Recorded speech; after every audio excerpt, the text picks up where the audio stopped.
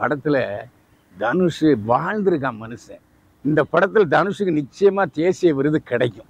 அதில் எந்த சந்தேகம் இல்லை. அப்படி தனுஷுக்கு தேசிய விருது கிடைக்கலன்னா தேசிய விருதுக்கு அர்த்தம் இல்லை, குப்பையில தூக்கி போடுங்களா. அதாவது குலசாமியை பற்றி பாடும்போது நாமளே கிராமத்தில் உட்காந்து கூத்தாடின மாதிரி ஒரு ஃபீலிங்கை கொண்டிருக்காரு. அந்த இட்லி கடை, அந்த ஆவி பறக்கும் இட்லியெல்லாம் பார்த்தா பிரமாதங்க. நமக்கே இட்லி சாப்பிட்ட உணர்வு வருகிறது. ஒவ்வொரு சீனும் மனசை கசைக்கு புழிஞ்சிருக்காருங்க. அப்பா பாசம் எத்தனையோ படம் வந்திருக்கு, ஆனால் இந்த மாதிரி ஒரு அப்பா பாச படம் இதுவும் வந்தே இல்லை. இந்த படம் வீட்டுக்கு போய் ஒரு 3 நாள் இந்த படத்தோட பாதிப்பு நெஞ்சிலே இருக்கும். அதான் இந்த படத்தினுடைய வெற்றி. என்னை வாழ வைத்துக் கொண்டிருக்கும் யூடியூப் சேனல் நேயர்களுக்கு நன்றியும் மகிழ்ச்சியும். பேப்பர் வெட் சேனல் நேயர்களே, இப்போது நாம் பார்க்க போவது தனுஷ் நடித்து இயக்கி இருக்கும் இட்லி கடை. இட்லி கடை படத்தில் தனுஷ், நித்யா மேனன், சமுத்திரகனி, ராஜ்கிரண், பார்த்திபன் மற்றும் பலர் நடித்திருக்கிறார்கள். பீட்டர் ஹெயின் சண்டை காட்சிகளை அமைத்திருக்கிறார். ஜிவி பிரகாஷ்குமார் இசையமைத்திருக்கிறார். கௌசிக் ஒளிப்பதிவு செய்திருக்கிறார். தனுஷ் ஒண்டர்வார் ஃபிலிம் சார்பில் தயாரித்திருக்கிறார். கதை, திரைக்கதை, வசனம் எழுதி இயக்கி கதாநாயகனும் நடித்திருக்கிறார் தனுஷ். ராஜ்கிரண் அந்த கிராமத்தில் இட்லி கடை வச்சிருக்காரு.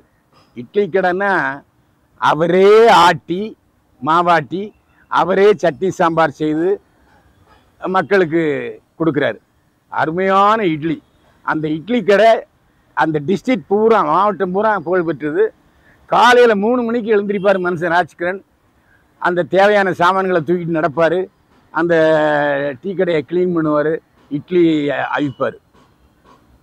அவருடைய ஒரே மகன் தனுஷ். தனுஷ் ஒரு நாள், எப்பா நான் அவங்க கூட வரலாமா அப்படிங்கும்போது அப்பா கூட 3:30 மணிக்கு போய் அந்த கடை என்னெல்லாம் செய்கிறாருங்கிறத பார்ப்பார். அப்புறம் தனுஷுக்கு படிச்சிருவார், பட்டம் வாங்கிடுவார். அவருக்கு ஒரு ஆசை வரும். என்னென்னா, இந்த கிராமத்தை விட்டு வெளியே போய் நிறைய சம்பாதிக்கணும் அப்படின்னு ஒரு ஆசை வரும். அதனால் அவர் வெளிநாட்டுக்கு போகிறாரு, பேங்காக் போகிறாரு. பேங்காக்கில் சத்யராஜ் மிகப்பெரிய கோடீஸ்வரன். அவரும் அந்த பல உணவகங்கள் நடத்திட்டு இருக்காரு. அந்த உணவகங்களை கவனிச்சுக்கிட்டு இருக்காரு தனுஷ். 15% அந்த கம்பெனி லாபம் கொடுக்குது, அதிகமான லாபம். இதனால அவர் என்ன பண்ணுறாருன்னா, வெளிநாடு போகணும்னு நினைக்கிறாரு. பேங்காக்கில் போய் நல்லா சத்யராஜ் கம்பெனியை உயர்த்துறாரு. சத்யராஜுடைய மகளை காதலிக்கிறார். ஆனால் சத்யராஜின் மகள் தனுஷை விட தனுஷ் அதிகமாக காதலிக்கிறாரு. ஆனால் அப்போ தான் விதி விளையாடுது. ஊரில் கல்யாணம் இன்னும் ஒரு 10 நாளில் கல்யாணம் நடக்க போகுது. ஆனால் ஊரில் தந்தை ராஜ்கிரண் இறந்து போகிறாரு. ஊருக்கு வராரு. அப்படியே அவருடைய நினைவுகள் மறுபடியும் மலர் நினைவுகளாக மாறுகிறது. ஒரு 4 நாளில் அம்மாவும் செத்து போயிடுறாங்க. அந்த வீட்டில் தனியாக இருக்கார். அப்போ அந்த வீட்டில் வந்து வேலை செய்து நித்யா மேனனை ராஜ்கிரண் மருமகளன்னு கூப்பிடுவார். அப்படிப்பட்ட சூழ்நிலையில் எய்த்தாவை பரோட்டா கடை போட்டிருப்பார் சமுத்திரகனி. இந்த 7 லட்ச ரூபா நான் தரேன், இந்த கடையை விட்டுட்டு போய் ஃபாரினில் செட்டில் ஆயிரு அப்படின்னு சொல்லுவார். அங்கேருந்து வெளிநாட்டில் இருந்து காதலி, அப்புறம் காதலியோட அண்ணன் அருண்குமார் எல்லாரும் ஃபோன் பண்ணுவாங்க. வரேன்னு சொல்லுவார். கடைசியில் நாம் இந்த ஊர்லேயே இருந்து குலதெய்வமாக விளங்குகிற அப்பாவுடைய கடையை நடத்தணும்னு முடிவு பண்ணுறாரு தனுஷ். சத்யராஜ் ஃபோன் பண்ணுறாரு, நான் வர முடியாதுன்றாரு. இட்லி கடை முதல்ல ஆரம்பத்தில் கொஞ்சம் கஸ்டமராக தான் இருக்குது, யாருமே கஸ்டமர் வரல. அதுக்கப்புறம் கஸ்டமர் வர ஆரம்பிக்குது. ஏன்னா குலதெய்வம் கோயிலில் போய் சாமி கும்பிட்றாரு. அங்கே குலதெய்வமாக இருக்கிற ராஜ்கிரண் அவரோட பேசுகிறாரு. ராஜ்கிரண் மனசாட்சியோட தனுஷ் பேசுகிறாரு. இந்த ஊர்லேயே இருக்கணும்னு முடிவு பண்ணுறாரு. அருண்குமார் ஃபாரின்லேருந்து வர்றாரு. இவரை போட்டு சண்டை போட்டு அடி போட்டு கூப்பிடுறாரு, துரத்தி விட்டுறாரு. இந்த இட்லி கடையை அவர் சரியாக நடத்தினாரா? நித்யா மேனனை காதலிச்சு கல்யாணம் பண்ணாரா? எதிரியாக வந்து சமுத்திரகனி பரோட்டா கடை போட்டுக்காரா? அவர் எதிரியாக இருந்து என்ன பண்ணுறாருங்கிறதான் படத்தினுடைய இறுதிக்கட்டம். படத்தில் தனுஷ் வாழ்ந்திருக்கான் மனுஷன். ஏங்க, இப்போ ஒரு பள்ளிக்கூடத்தில் படிக்கிறாரு, அப்புறம் தனுஷ் மாதிரியே இருக்கார். வாலிபன் வர்றாரு, அப்படியே அந்த தனுஷாவே மாறிடுறாரு. அப்புறம் வெளிநாட்டுக்கு போகிறாரு, கோட்டு பேட்டு ஷர்ட்டெல்லாம் மாறுறாரு, அந்த லெவலுக்கு மாறிடுறாரு. மறுபடியும் இட்லி கடை நடத்துகிறாரு, இட்லி கடை மாதிரியே மாறிடுறாரு. நடிப்பின், அதாவது படம் முழுக்கங்க அழுகன்னா ஒவ்வொரு சீனும் மனசை கசைக்கு புழிஞ்சிருக்காருங்க. அதாவது அப்பா நினைப்பு வரும், அப்பா நினைப்போட 3:30 மணிக்கு எந்திரிப்பார். அதுக்கு முன்னால் அப்பா பேரை வச்ச அந்த கண்ணுக்குட்டி வராது, அந்த கண்ணுக்குட்டி டானு நிற்கும், அப்படியே முகத்தை தடவும். என்ன சென்டிமெண்ட்டு சீனு, சென்டிமெண்ட்டு இந்த படத்தில். இது வரைக்கும் பல படங்களை பார்த்துருக்கோம், இந்த மாதிரி சென்டிமெண்ட்டினுடைய குவியல் இதான் முதல் படம். அட்டகாசமான படம், அதில் எந்த சந்தேகமே இல்லை. நித்யா மேனனும் பெரிய பின்புறமும் முன்புறமும் வச்சுருக்காரு.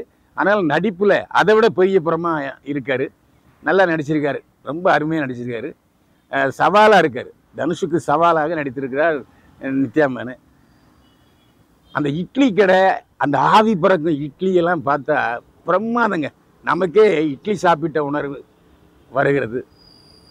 இந்த படத்தில் தனுஷுக்கு நிச்சயமாக தேசிய விருது கிடைக்கும், அதில் எந்த சந்தேகம் இல்லை. அப்படி தனுஷுக்கு தேசிய விருது கிடைக்கலன்னா தேசிய விருதுக்கு அர்த்தம் இல்லை, குப்பையில் தூக்கி போடுங்களா அப்படி என்று சொல்ல வேண்டும். சமுத்திரக்கனி எல்லா படத்துலையும் ஒரு உணர்ச்சி தத்துவ ஞானியாக வருவார், இதில் வில்லனாக வர்றாரு. அதே மாதிரி அருண் விஜய் வேறு ஸ்டைலில் சண்டை காட்சியில் முதல்ல அருண் விஜய்க்கு தான் ஜாஸ்தி. அதுக்கப்புறம் கிராமத்தில் வந்து சண்டை போடும்போது அருணை போட்டு துவைச்சி எடுத்துருவார் தனுஷ். அதேமாரி பார்த்திபன் ஒரு இன்ஸ்பெக்டரு, ஆனால் இன்ஸ்பெக்டராக மோசமான இன்ஸ்பெக்டரு, பாவம். நல்ல படங்களை எடுத்த பார்த்திபன் இப்போது வில்லனாக அமர்க்களப்படுத்தி இருக்கிறார் என்று தான் சொல்ல வேண்டும்.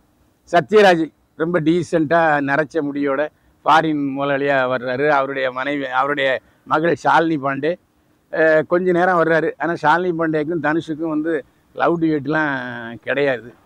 இந்த படத்தை பொறுத்த வரைக்கும் உணர்ச்சி குவியலுங்க. அதாவது பாசமலரை நாம் பார்த்து அக்கா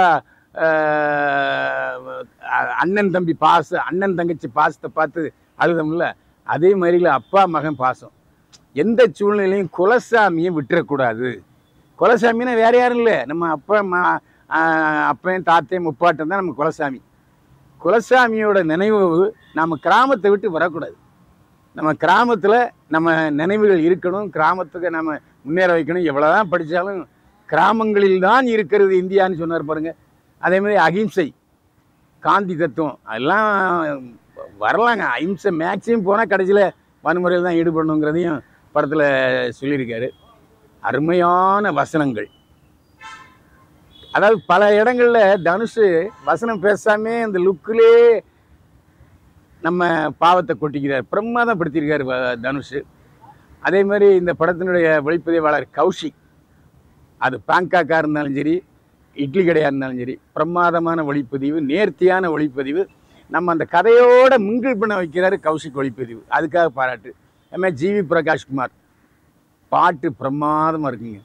அதாவது குலசாமியை பற்றி பாடும்போது நாமளே கிராமத்தில் உட்காந்து கூத்தாடின மாதிரி ஒரு ஃபீலிங்கை கொண்டிருக்காரு. இப்போ நம்ம இப்போ வர்ற படங்கள் எல்லாமே ஆக்ஷனு, சண்டை, குத்து, வெட்டு, ரத்தமும் இருக்குது. இந்த படத்தில் மட்டும் குலசாமியை நினைவுபடுத்துகிறாங்க. இந்த படத்தை பார்க்கும்போது உடனே அடுத்த ஒரு 10 நாளில் குலசாமியை போய் கும்பிடணுங்கிற மாதிரி ஒரு உணர்வை ஏற்படுத்தியிருக்கிறார் தனுஷ். அதுவே இந்த படத்துக்கு மிகப்பெரிய வெற்றி. இந்த படத்தை பார்க்குறவங்க எல்லாருமே குலசாமியுடைய நினைவு கண்டிப்பாக வரும். குலசாமியையும் மிகைப்படுத்தி நல்லபடியாக காட்டியிருக்காரு. குலசாமின்னா என்னங்கிறத படத்தில் தனுஷ் காட்டியிருக்காரு. அதுவும் ஒரு முக்கியமான விஷயம். இந்த படத்தை பெண்கள் மிகவும் ரசிப்பார்கள். பெண்கள் மிகவும் ரசிக்கிறதுனால குழந்தை குட்டிகளோடு பார்க்க வேண்டிய ஒரு பாச பிணைப்புங்க. இன்னும் சொல்ல போனால் இன்னும் ஒரு பாச மலர். அப்பா பாசம் எத்தனையோ படம் வந்திருக்கு, ஆனால் இந்த மாதிரி ஒரு அப்பா பாச படம் இதுவே வந்தே இல்லை. அருமையான படம், தியேட்டரில் போய் கண்டிப்பாக பாருங்கள். அதாவது இட்லி கடைங்கிறது இப்போது அவிச்சு கொட்டுறாங்களா அந்த மாதிரி இல்லை, ஆவி பறக்கிற இட்லி. அப்படி மெதுவாக இருக்கும், அந்த சாம்பாரை ஊற்றின உடனே அப்படி நனைஞ்சிருக்கும் இட்லி. அந்த மாதிரி அதை அனுபவித்து பார்த்தா தான் நமக்கு தெரியும். இந்த படம் அனுபவிக்க வேண்டிய படம். அதாவது ஏதோ பார்த்தோம், கைத்தட்டினோம், சிரித்தோம் அப்படின்னுங்கிற மாதிரி இல்லை. உணர்வு, அதாவது மனசு அப்படியே கசக்கி பிழியுது. நல்லா பல கட்டங்களில் அழுதுட்டேன். அதனால் நான் அனுபவித்த நன்றாக உள்ள உணர்வை, குலசாமி மீட்பை நீங்கள் இட்லி கடை படத்தில் பார்த்து ரசிக்கலாம். அருமையான தரமான போற்றத்திருந்த குடும்ப படம் இட்லி கடை. நான் சொன்ன மாதிரி இந்த படங்கள் வர்ற படங்கள் எல்லாமே செயற்கையான படங்கள்.